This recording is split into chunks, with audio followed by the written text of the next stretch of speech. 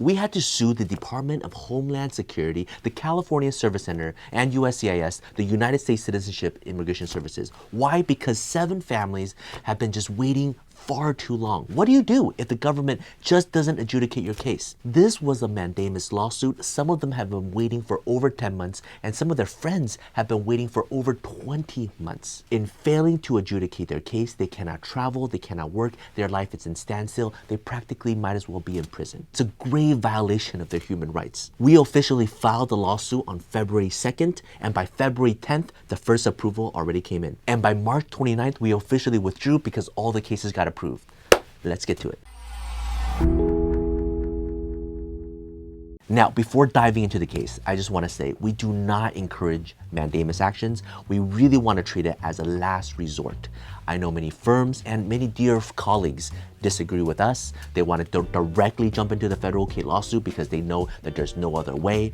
In this case, there really is no other way, so we had to do it as well. Jump on the bandwagon, sue the government, and get that approval. But typically, we do motion to reopens, we try to expedite, we have all these other videos to talk about how we do motion to reopens, how we do expedited service. In this case, the 7 families, most of them don't know each other. Some were in North Carolina, in Chicago, some were in Cerritos, California, right next to us, Maryland, Pennsylvania. We brought the 7 families together because they shared an underlying fact pattern. They were all EB-5 investors. They're waiting for their green card to adjudicate, but it's taking forever. So first they need to get their EAD, their employment authorization card. They need their travel permit, but it's just taking forever. It used to only take 3 months to 4 months. Some of them have been waiting over 10 months, and some of their friends have been waiting for 20 months or so, and so they couldn't bear the idea of not being able to work for that long. They couldn't bear the idea of not being able to travel, especially during a pandemic where some of them needed to leave to care for their elderly.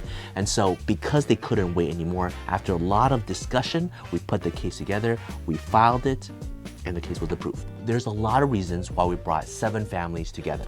One reason is because it saves cost, right? So everybody shares a legal fee. But another reason is because it adds to the oomph of what we're trying to file. So in the facts and procedural history of this case, where we laid out the history and the story of the 7 applicants, and it's so powerful. We talked about one person needing to financially support his wife, needing to drive to work, and couldn't get a driver's license. Another person has a 90-year-old mother living in a pandemic-stricken country and is dying and needs to travel.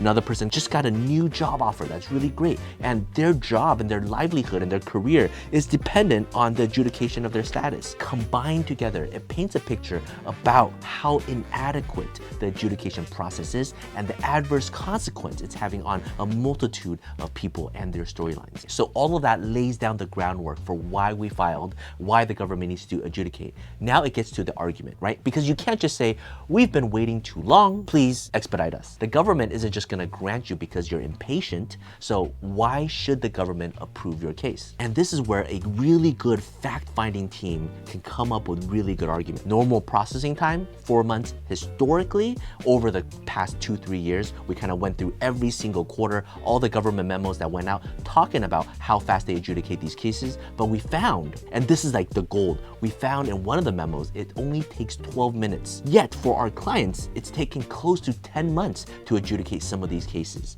So that is extremely unreasonable. We went back to the government's own statistics in 2017, 18, 19, 20. We showed the government this is how fast you used to do it in every single quarter of every single year, and this is what we were expecting, and this is what they relied on. However, we understand COVID, but it is still unreasonable because it's way too long. Oh, and on paragraph 78, while USCIS attributes case backlog to the ASC closures, there is nothing in the regulations that require biometrics to approve the 765 or I-131. All of this is to assume that the government is going to rebut our argument saying, no, it's taking a long time on us, but it's not our fault. It's the ASC. And ASC, the biometric centers, they're closed down because of COVID, so it's nobody's fault.